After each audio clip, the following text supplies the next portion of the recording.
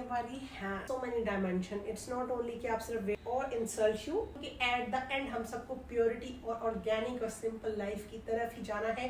वहीं पे आपको सुकून मिलता है, वहीं पे आपको सब चीज़ें मिलती हैं। और खुदारा समझने की कोशिश कीजिए कि जो फैंसी लाइफ है ये सिर्फ दलदल है, इन पे है, गलत ट्रैक पे है।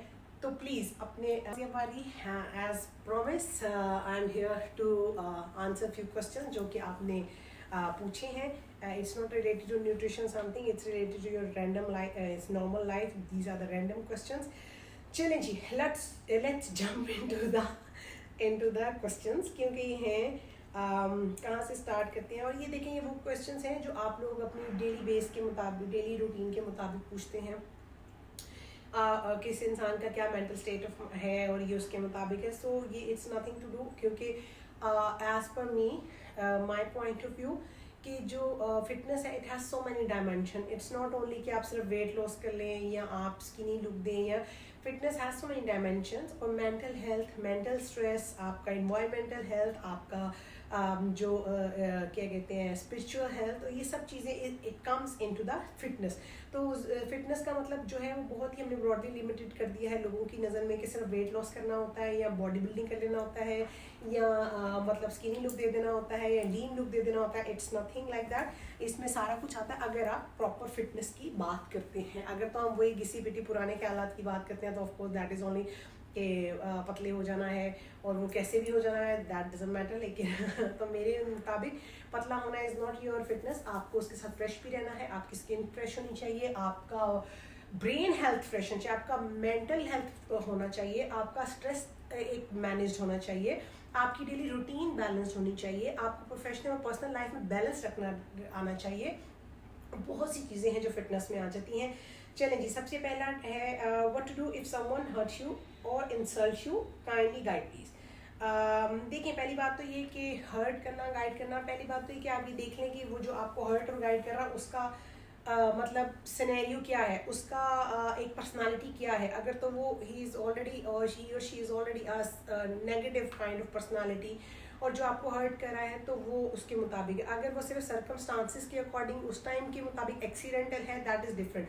और उस इंसान का आपकी लाइफ में क्या इन्फ्लुएंस है, it's just a random person like going on the street, उसने आपको इंसल्ट किया तो you don't need to bother about that. और अगर कोई आपका बहुत ही क्लोज उसके साथ है तो अगर वो हर्ट हो रहा है तो आप सबसे पहले अपने आप से क्वेश्चन कीजिए कि ये बंदा रियली आपके लिए मैटर करता है। दूसरी बात आप उस पर ये कीजिए कि आप ये एक्सीडेंटल हुआ है या मतलब इट इज़ फ्रस्ट्रेशन जो काफ़ी अरसे से पाइलअप हो रही थी।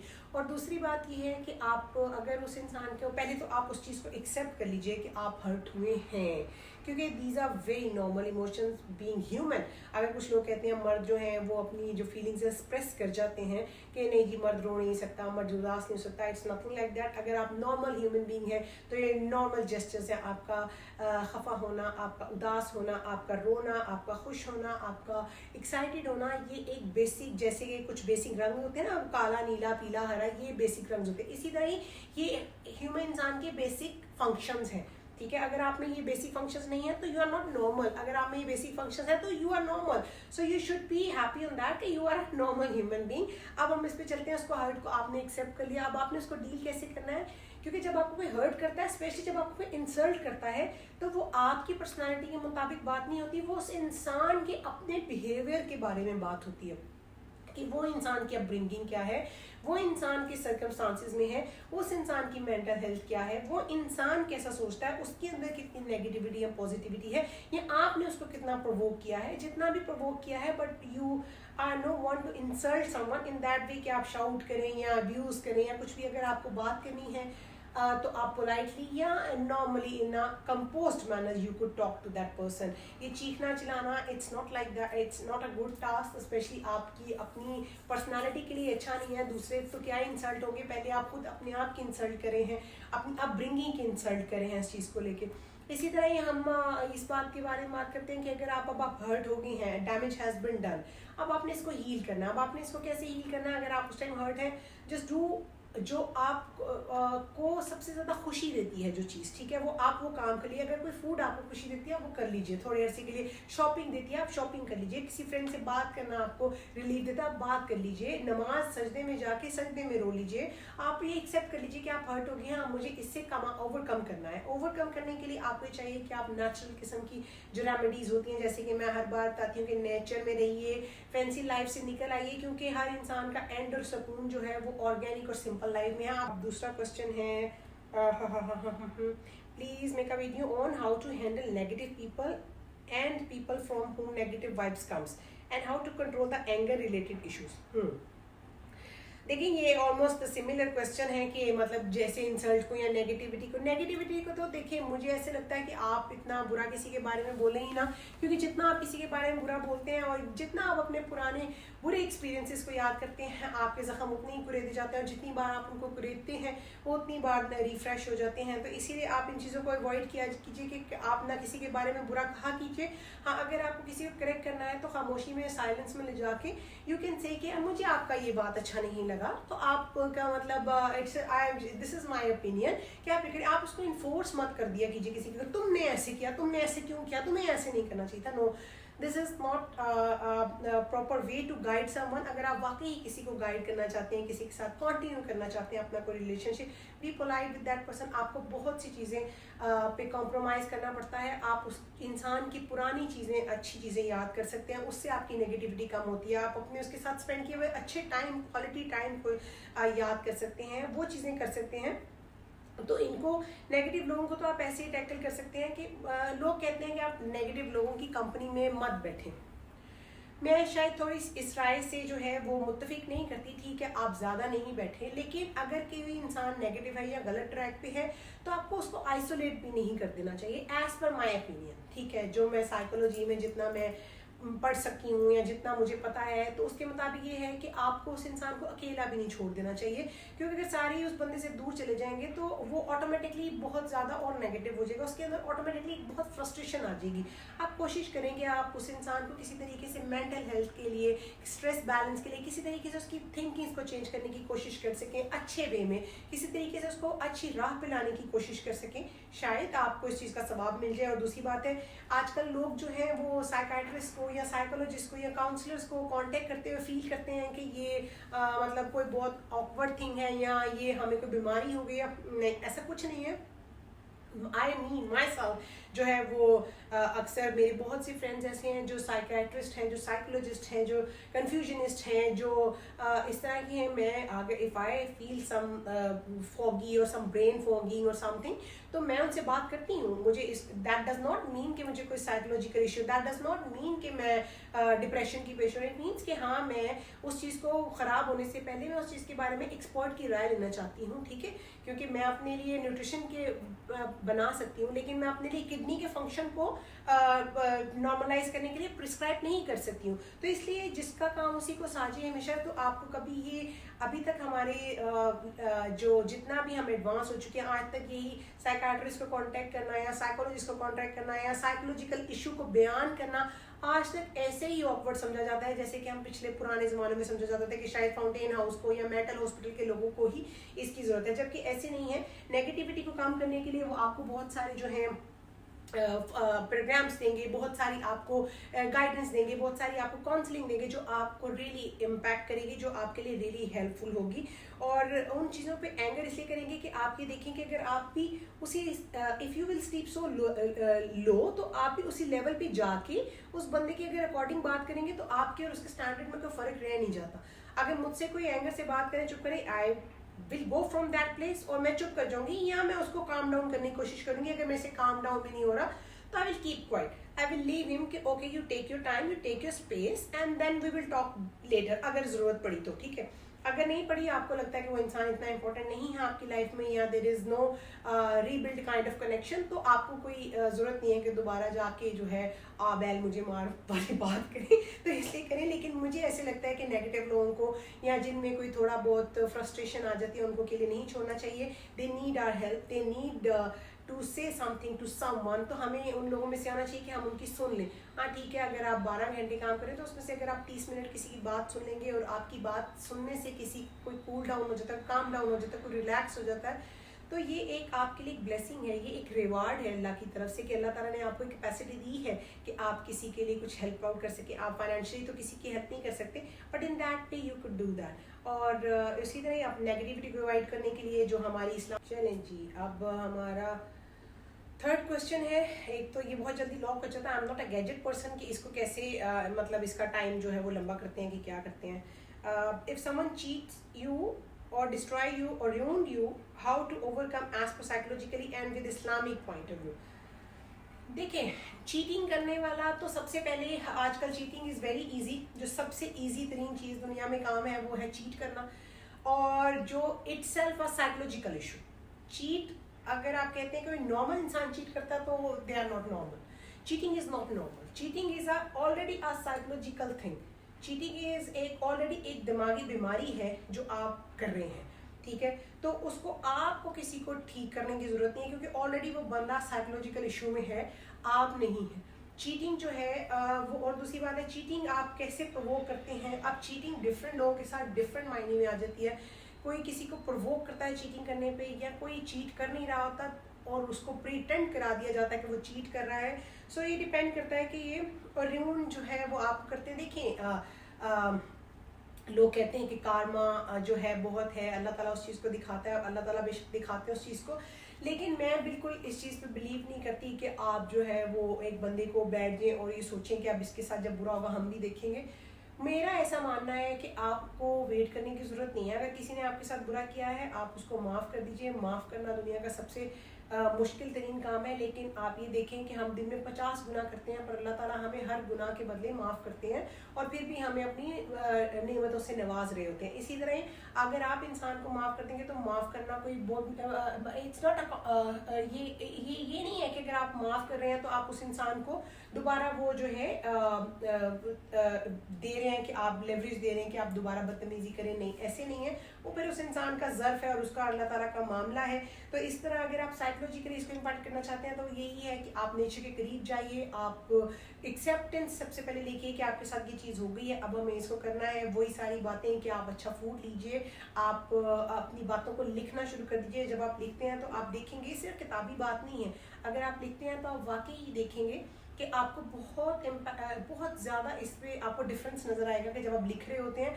और जब आप बोलने में, इन दोनों चीज़ों में बहुत डिफरेंस नज़र आता है। जब आप लिखते हैं तो आपको अपनी गलतियां भी नज़र आना शुरू हो जाती हैं, आप वो चीज़ रिपीट करते हैं तो आपको पता चलता है कि आपका मिस्टेक कहाँ पे कहाँ था, और ये इतनी बड़ी बात थी नहीं जितना बड़ा आप उसको फील कर रहे हैं।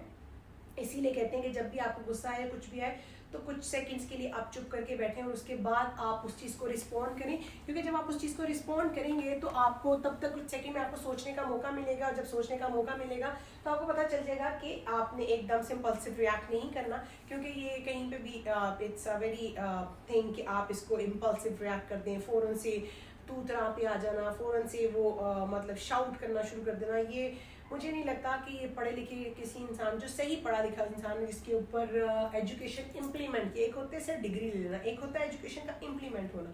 अगर आपके ऊपर एजुकेशन से इम्प्लीमेंट करती है तो मुझे नहीं लगता कि आप एकदम से और आप अगर मेंटली बैलेंस इंसान है तो आप एकदम से ऐसे रिएक्ट नहीं कर सकते। अगर आप एकदम से ऐसे रिएक्ट करें हैं, चीट करें हैं, किसी को डिस्ट्रॉय करने की कोशिश करें, किसी को डिस्ट्रॉय करने का मतलब ये है कि आप एक साइकोलॉजिकली एक बहुत ही सिवियर किस्म की बीमारी में है कि आप वाकई ही कैसे लेवल में पहुंच चुके हैं जहां पे आपको अच्छाई और बुराई में फ़र्क ख़त्म हो गया। तो you must need to consult a psychiatrist और साइकोलॉजिस्ट कि आप इतना बड़ा स्टेप ले रहे हैं कि आप किसी को चीट कर रहे हैं और आप किसी को डिस्ट्रॉय करने की कोशिश कर रहे हैं, ठीक है। तो ये इट्स लाइक एक गुनाह वाली बात आ जाती है। इसके अलावा आप सॉरी मैं आई स्किप कि मैं कुछ इंपॉर्टेंट बात बोलना चाहती, मेरे दिमाग में से निकल गई। एनी हो, तो ये चीज़ें हैं, क्योंकि देखिए एक चीट करना इज़ अ वेरी, मैं भी कर सकती हूँ, आपको चीट मैं भी कर सकती हूँ। चीट करना is not a difficult task. Difficult task क्या है? अपने आप को प्रूव करना, अपने आप के साथ प्योर रहना, लोगों के साथ प्योर रहना, ये है डिफ़िकल्ट टास्क। तो डू समथिंग प्रोडक्टिव ना, कुछ चैलेंजिंग कीजिए ना। आम काम चीज तो सारी करें, आप कुछ डिफरेंट करके देख लीजिए, शायद आपकी लाइफ में इससे ज़्यादा खूबसूरती आ जाए, शायद आपकी लाइफ में एक पीस आ जाए। और कुछ नहीं तो आपकी लाइफ में पीस आ जाएगा, आप रात को एक अच्छे तरीके से सोएंगे कि हाँ I have done something wrong, अगर नहीं भी I have done something good, अगर मैंने रॉन्ग या गुड कुछ भी नहीं किया तो एटलीस्ट मैं हार्मलेस हूँ, मैंने किसी को हार्म भी नहीं किया, मैंने ना अच्छा किसी के लिए बुरा किया है ना बुरा किसी के लिए किया है। तो ये चीज़ें जो है, ये छोटी छोटी बातें हैं, अगर हम अपने डेली बेस में प्रैक्टिस करना शुरू कर दें तो हमारी आधी से ज़्यादा दुनिया की प्रॉब्लम्स खत्म हो जाए। लेकिन प्रॉब्लम ये है कि हर इंसान को बदला लेना है, हर इंसान को कारमा का वेट जी मतलब हर इंसान को अल्लाह ताला की राहत का वेट करना है कि आए तो हम भी देखें इसका क्या होता है। आपको क्यों देखना भाई, आपकी लाइफ का जो टाइम वेस्ट हो रहा है वो हो गया है, अब आप उसको ठीक करने की कोशिश करें। अब हम मज़ीद अपना टाइम क्यों वेस्ट करें कि हम कारमा का वेट करें कि क्या हो रहा है क्या नहीं हो रहा। बस छोड़ दीजिए, आप उस चीज़ को अल्लाह के सुपुर्द कर दें और ख़त्म करें बात को। अपनी नमाज़ों को कायम करें। तहज्जुद एक ऐसी नमाज है जिसकी जो है जिसमें मांगी गई दुआ कभी रद्द नहीं होती। तहज्जुद पढ़े, अगर आपको बहुत ही कोई प्रॉब्लम है, कोई चीज़ बहुत दिल से चाहिए, तहज्जुद पढ़े, ला हौला वला कुव्वता इल्ला बिल्लाह पढ़े। इधर बहुत सारी इस्लामिक चीज़ें ऐसी हैं जो आप पढ़ के अपने आप को प्लीज़। सूरत रहमान है दुनिया की सबसे खूबसूरत सूरा है, मुझे सबसे खूबसूरत सूरा लगती है। मैं दिन में अगर एक बार सुनूँ तो मुझे ऐसे पीस फील होता है, वो सुनने की कोशिश करिए। सूरत दुहा है जिसमें स्ट्रेस को मैनेज करने के तरीके बताए जाते हैं। और अगर आपको वाकई ज़रूरत लगती है तो आप किसी काउंसलर के पास जाते हुए, साइकाट्रिस्ट से वो लेते हुए या साइकोलॉजिस्ट से हेल्प लेते हुए आपको बिल्कुल शाय फील करने की ज़रूरत नहीं है। और किसी का बिहेवियर और उस पर उसको माफ़ कर देना, it's not, I am not saying कि उसको माफ़ कर देना इट्स कंडर्निंग, आई एम सेइंग कि आप जो है अब उसको माफ़ करके अपने दिल को रिलैक्स करें और उसको भी करें। अल्लाह ताला जब आपको डेली अल्लाह माफ़ करता है तो आप लोगों को माफ़ क्यों नहीं कर सकते। एनी हो, एक और क्वेश्चन है, how to handle stress and the workload, how to manage stress at the workplace। देखिए वर्क प्लेस, सबसे पहले ये तो आप लोग ये बात मान लीजिए, क्योंकि हमारी सबसे बड़ी जो गलती है, हम लोग सबसे बड़े जाके ऑफिस में स्पेशली जो इंटर्न्स आते हैं और जो नए जॉब स्टार्ट करते हैं, उनका सबसे पहले होता है दोस्तियाँ बना लेते हैं। दोस्ती आप ज़रूर रखें, आपको अपने कलीग्स के साथ अच्छी बातचीत इज़ वेरी इंपॉर्टेंट, लेकिन आप ये मेक श्योर कर लीजिए कि आपकी कलीग्स जो हैं या आपके जो ऑफिशियल इन्वायरमेंट है वो कभी आपकी पर्सनल लाइफ में नहीं इंटरफेयर करना चाहिए। क्योंकि कभी भी आपका जो प्रोफेशनल प्लेटफॉर्म का इंसान है वो कभी भी आपका पर्सनल लाइफ में अच्छा दोस्त नहीं बन सकता। कहीं ना कहीं जाके वो कुछ ना कुछ आपको बैकफायर करता ही है। तो पहले कर लीजिए, आई एम नॉट सेइंग कि आप दोस्तियाँ कीजिए, हैंग आउट्स कीजिए, अच्छा टाइम स्पेंड कीजिए और कहीं आप एक लोग से मिलिए, बात कीजिए, अपने क्या कहते हैं क्रिकेट, बैडमिंटन, फुटबॉल, इन चीज़ों को ऑर्गेनाइज कीजिए। आप लोग एक दूसरे के त्यौहार पे उनको वहाँ पे पार्टिसिपेट कीजिए, बट अपनी पर्सनल लाइफ कभी भी अपने प्रोफेशनल लोगों के साथ जो है वो डिस्कस मत कीजिए।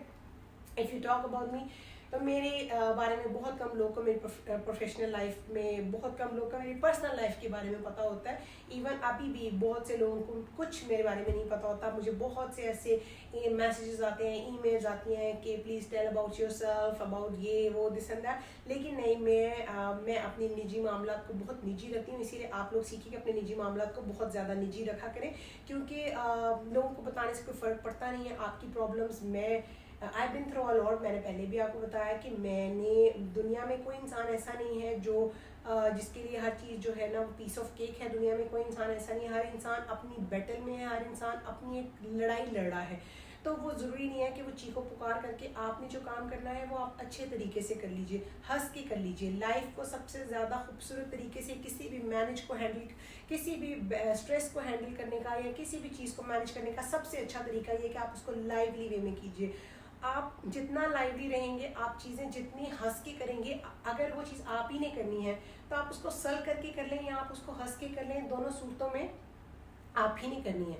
तो चॉइस इज़ योर्स कि आप किस तरीके से करना चाहते हैं। मैं अपनी चीज़ें हंस के कर लेती हूँ, मैं एनवायरनमेंट को लाइट रखने के लिए हंस लेती हूँ, मैं एनवायरनमेंट को, मैं उस प्रॉब्लम्स के ऊपर भी कभी हंस लेती हूँ, हंस के, क्योंकि मुझे पता है कि I need to manage my self, क्योंकि ये मुझे ही करना है। तो अगर मैंने अपनी मेंटल हेल्थ पे कॉम्प्रोमाइज़ कर दिया या मैंने अपनी डिग्निटी पे कॉम्प्रोमाइज़ कर दिया तो इट मीन्स कि मैं फेल हो जाऊँगी, मैं ये चीज़ नहीं कर सकूँगी, क्योंकि मेंटल हेल्थ की तकलीफ आपकी फिजिकल हेल्थ की तकलीफ से ज़्यादा पेनफुल होती है। तो इसीलिए अपनी मेंटल हेल्थ को इतना बैलेंस रखें, क्योंकि आपका वेट लॉस से लेके आपका वर्कलोड, आपकी लाइफ, आपकी पर्सनल लाइफ, आपका खाना पीना, आपके बच्चे, आपकी फैमिली, आपके दोस्त, आपका कोई भी एक्टिविटी जो है वो डायरेक्टली जो है वो आपके मेंटल हेल्थ के साथ ही कनेक्टेड है। अगर आपका मेंटल हेल्थ सही नहीं है तो आप किसी भी चीज़ पे बैलेंस नहीं रख सकते, किसी भी चीज़ के ऊपर आप प्रॉपर वर्कआउट नहीं कर सकते।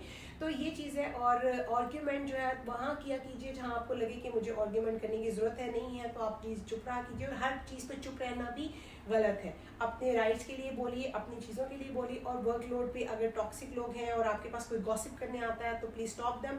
मुझसे जो है वो मुझसे लोग गॉसिप नहीं कर सकते, इसीलिए मैं बहुत सी पार्टीज़ में इन्वाइटेड भी नहीं होती, क्योंकि I am not the gossip person. तो मुझसे अगर कोई गॉसिप करेगा तो I will not entertain them, क्योंकि जब तक मैं गॉसिप्स का आगे से मसाला लगा के उनसे पूछूंगी नहीं तो कोई मुझसे दोबारा बात करने का हिम्मत करेगा नहीं। अगर मुझसे किसी को कोई रिस्पॉन्स मिलता है तो ही वो मुझे आगे गॉसिप्स करने की मेरे साथ कोशिश करेंगे।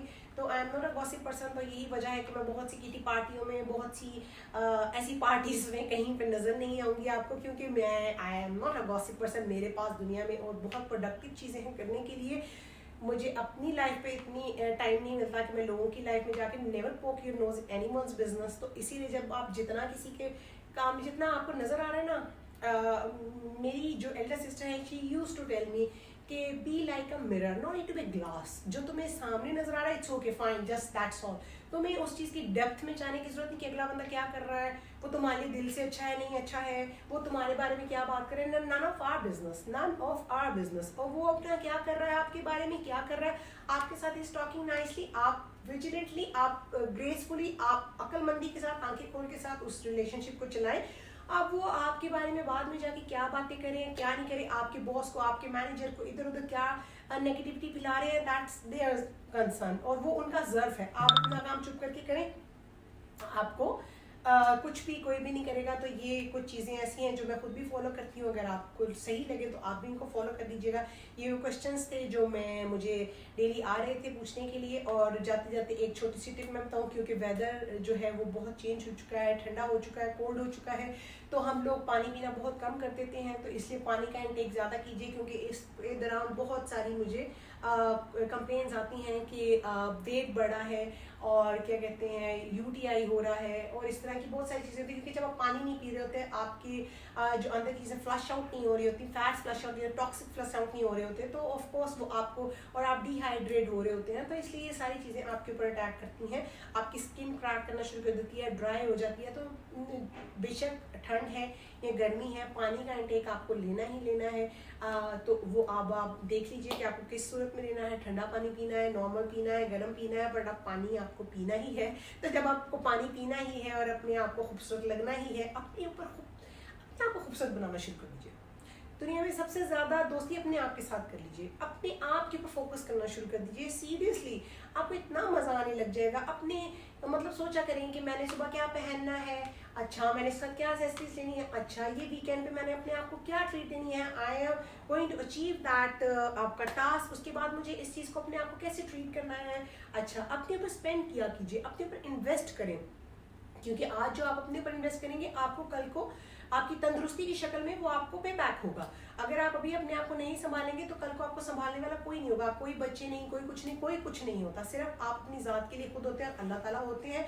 तो अपनी ज़ात के ऊपर फोकस करें, अपने आप को साफ सुथरा रखा करें। इससे ज़्यादा आप इतना फ्रेश फील करेंगे। डेली शावर लें, आप बाहर जिम जाएं, आप कुछ एक दिन में एक ऐसी एक्टिविटी करें जो आपको जो है अच्छी लगे, जो आपके लिए सिर्फ तैयार हुआ करें, अपने लिए तैयार हुआ करें। मुझे नहीं याद पड़ता कि मैं लाइफ में कभी भी किसी के लिए तैयार हुई होंगी, नेवर। मैं दुनिया के किसी भी डिजास्टर में से गुजर रही होंगी, डिजास्टर पीरियड्स में से गुजर रही होंगी, मतलब बहुत ही कोई टेंशन में से गुजर रही होंगी, लेकिन अल्हम्दुलिल्लाह I don't compromise on my looks, I don't compromise on my dressing, I don't compromise on my hygiene, क्योंकि मुझे पता है कि मैं अपने आप के लिए तैयार होती हूँ। मुझे पता है कि मुझे अपने आप को अच्छा लगना अच्छा लगता है। तो ये चीज़ें अगर आप अडाप्ट करना शुरू कर देंगे तो आपको इधर उधर के लोगों की इतनी टेंशन ही नहीं होगी, क्योंकि आपका थोड़ा टाइम इसी में ही गुजर जाएगा कि आपने क्या पहनना है, आप कैसे लग रहे हैं, यू आर लुकिंग ब्यूटीफुल। अपने आप को प्रेस किया करें, अपने आप को पसंद किया करें। ये नहीं कि मैं ये नहीं कह रही ऑब्सेसिव हो जाए, but yes you should be very confident, not over confident but a confident person. चलिए जी, पानी पीते रहिए, अच्छा करते रहिए, लोगों के साथ अच्छा करने की कोशिश कीजिए। अगर किसी को आपकी जरूरत है उसको आइसोलेट करने की बजाय उसको थोड़ी हेल्प करने की कोशिश कीजिए, लोगों को अंडरस्टैंड करने की कोशिश कीजिए और लड़ाइयाँ झगड़े छोड़ के फॉरगिविंग हो जाइए और प्योर हो जाइए, क्योंकि एट द एंड हम सबको प्योरिटी और ऑर्गेनिक और सिंपल लाइफ की तरफ ही जाना है। वहीं पे आपको सुकून मिलता है, वहीं पे आपको सब चीज़ें मिलती हैं। और खुदारा समझने की कोशिश कीजिए कि जो फैंसी लाइफ है ये सिर्फ दलदल है, ट्रैप है। जितना आप इस पे घुसते जाएंगे, निकल जाएंगे और आप इतना अंदर चले जाएंगे कि आपको निकलना भी चाहेंगे आप नहीं निकल सकेंगे। तो अपने आप को भी संभाल लीजिए, अपने आप को बजाय इसके, क्योंकि वो जापानीज एक कहावत है कि अगर आप गलत ट्रेन पे चढ़ जाएं तो आपको पहले ही स्टेशन पे उतर जाना चाहिए ताकि आपको ज्यादा लंबा जाके वापस ना आना पड़े। तो अगर आप गलत ट्रेन पे हैं, गलत ट्रैक पे हैं, तो प्लीज अपने